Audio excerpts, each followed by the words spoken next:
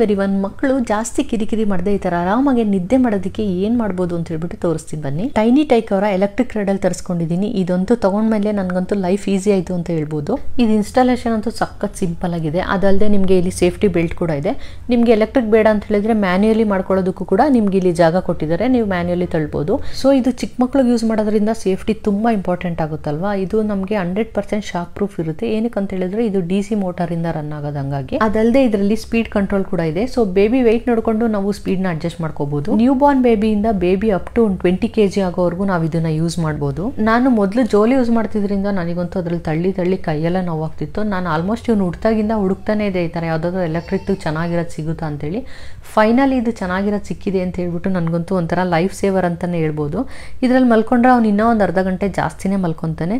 So ನಿಮ್ಮನೇಲಿ ಏನಾದರೂ ಮಗು ಇದ್ರೆ ಇದನ್ನ ಬೈ ಮಾಡಿ, ತುಂಬಾನೇ ಯೂಸ್ಫುಲ್ ಆಗುತ್ತೆ. ಅದಲ್ಲದೆ ನಿಮ್ಗೆ ಏನಾದರೂ ಡೌಟ್ಸ್ ಇದ್ರೆ ನನಗೆ ಕಮೆಂಟ್ ಮಾಡಿ ತಿಳಿಸಿ. ಹಾಗೆ ವಿಡಿಯೋ ಇಷ್ಟ ಆಗಿದ್ರೆ ಲೈಕ್ ಮಾಡಿ, ಪೇಜ್ ಫಾಲೋ ಮಾಡಿ.